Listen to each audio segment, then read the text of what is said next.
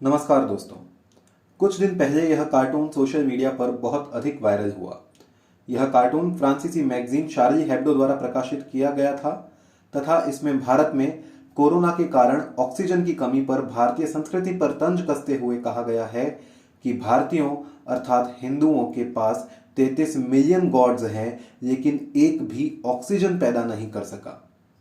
किस प्रकार लिबरलों ने इसका मजाक उड़ाया, शार्ली हेब्डो ने देवताओं को गॉड क्यों लिखा, देवता क्या होते हैं, देवता कितने प्रकार के हैं तथा देवताओं का कार्य क्या है, आज के वीडियो में हम इन्हीं सब के बारे में जानेंगे। दोस्तों, शार्ली हेब्डो हमेशा विवादों में रहने वाली एक फ्रेंच सटायरिकल वीकली मैगजीन है जो मूलतः लेफ्ट विंग विचारधारा से प्रेरित है और इसका प्रमुख कार्य किसी मत की मान्यता पर कार्टून के माध्यम से तंज कसने का कंटेंट पब्लिश करना है। दोस्तों, कुछ समय पहले फ्रांस में जो धार्मिक संघर्ष हुआ था वह भी इसी मैगजीन के कारण हुआ था।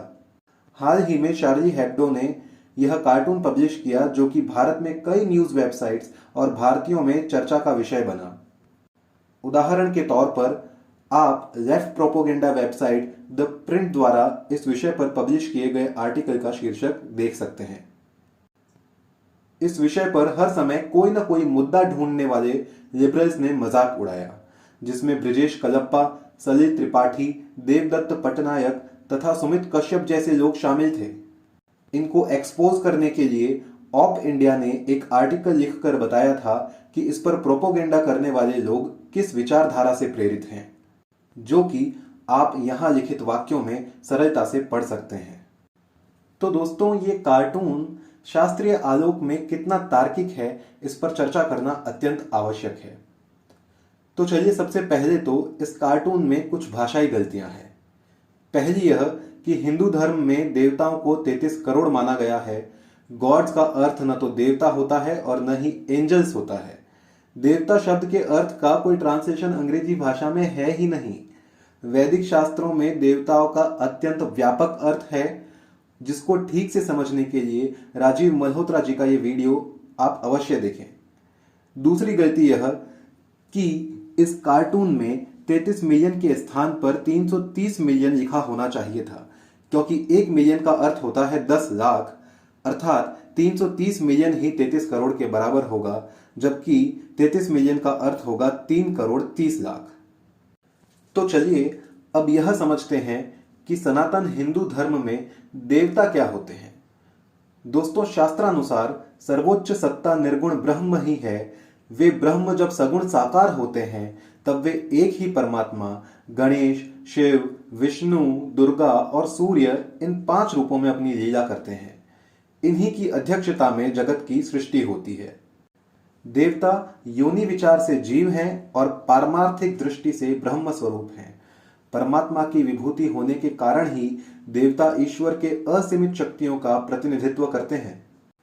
इस सृष्टि का कार्य चलाने के लिए मनुष्य लोक में जो जीव अत्यंत पुण्य कर्म करता है वह जन्मांतर में देवता के पद को प्राप्त करता है, अर्थात वायु, इंद्र आदि सभी देवता अपने पुण्य के प्रभाव से देवता बनते हैं। जब इनके पुण्य कर्म समाप्त हो जाते हैं तब इनके स्थान पर अन्य जीव उनके देवता पद को प्राप्त करते हैं, और वह जीव जिनके पुण्यों का क्षय होने लगता है वह जीव पुनः मनुष्य लोक में जन्म प्राप्त करते हैं। अतः देवता पद कोई स्थायी पद नहीं है और इससे स्पष्ट है कि सर्वशक्ति संपन्न परमात्मा देवता से भिन्न ही होते हैं। प्रत्येक देवता की अपनी शक्तियां होती है, जैसे अग्नि देवता की अग्नि संबंधी शक्तियां। इसी तरह इस जगत में जो भी जल, वायु, अग्नि, इंद्रियां, गति, मन, बुद्धि और यहां तक कि आधुनिक भाषा में व्याख्यायित ऑक्सीजन आदि सभी कार्य एक शक्ति होते हैं जो अपने विषय से संबंधित चेतन देवता के अधीन होती है। परंतु देवता भी पूरी तरह से स्वतंत्र नहीं होते। इन देवताओं को भी अपनी भोग या शक्ति की आवश्यकताओं को पूरा करने हेतु मनुष्य का योगदान आवश्यक होता है। मनुष्य जितना धर्मानुसार आचरण करता है, देवता उतने ही सशक्त होते हैं, और वहीं अकल्याण करने वाले देवता भी होते हैं जो जीवों को कष्ट देते हैं, जैसे विभिन्न व्याधियों के अभिमानी देवता मंगल आदि। मनुष्य को मिलने वाले भोग ऐश्वर्य, सुख दुख आदि सभी मनुष्य अपने पूर्व में किए गए कर्मों के फल के रूप में भोगता है। जीव जितना पुण्यवान होता है, देवता उतना ही उस जीव को भोग प्रदान करते हैं, और जितना पापाचारी होता है उतना ही उसे कष्ट पहुंचाकर फल देते हैं। अतः देवता का मूल कार्य व्यष्टि और समष्टि स्तर पर पाप पुण्यों के आधार पर फल प्रदान करना है। अतः किसी का बीमार होना इत्यादि सभी कर्मों के फल के कारण होते हैं। यहाँ तक कि भारतीय ज्योतिष शास्त्र राक्षस संवत्सर और नक्षत्रीय गणना के आधार पर पहले ही बता चुका था कि वर्तमान में इस वर्ष के अभिमानी देवता पिछले वर्ष की तुलना में अधिक स्वास्थ्य संबंधी पीड़ा देंगे।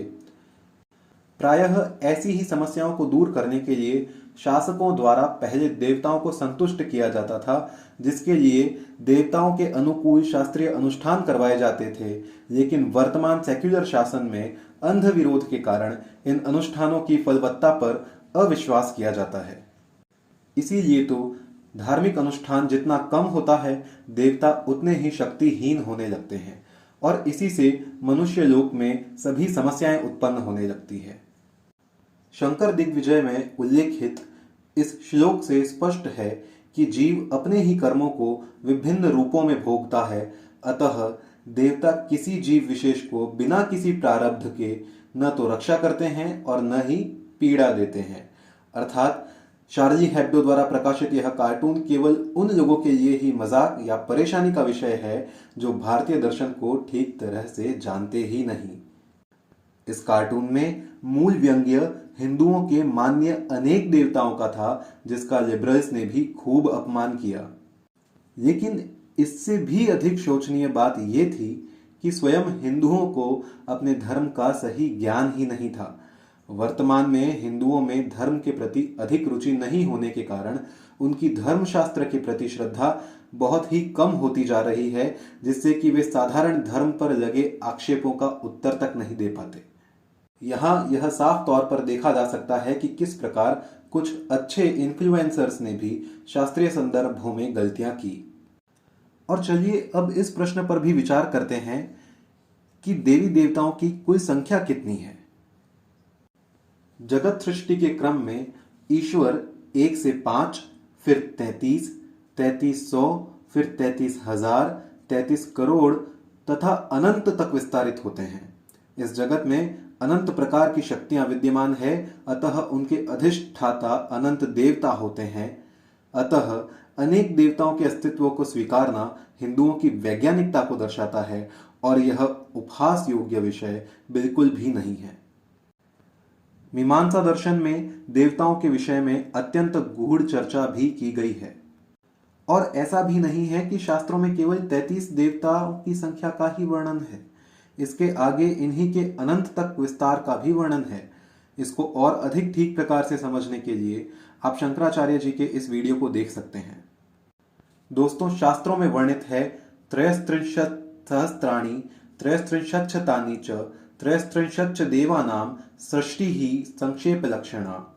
अर्थात देवताओं की सृष्टि संक्षेप से 33,000, फिर 3300 और 33 लक्षित होती है। अतः देवताओं की संख्या 33 से अधिक मानने में कोई समस्या नहीं है।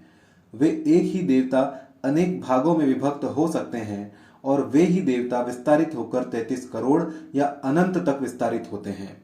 उदाहरण के लिए इस श्लोक में देवताओं की संख्या 33 करोड़ मानी गई है। इन 33 करोड़ में एकादश रुद्रों की विभूति 3 करोड़ में है, द्वादश आदित्यों की विभूति 10 करोड़ की संख्या में है, और वहीं अग्नि व अष्ट वसुओं की विभूति संख्या 20 करोड़ है, जो कि कुल होता है 33 करोड़।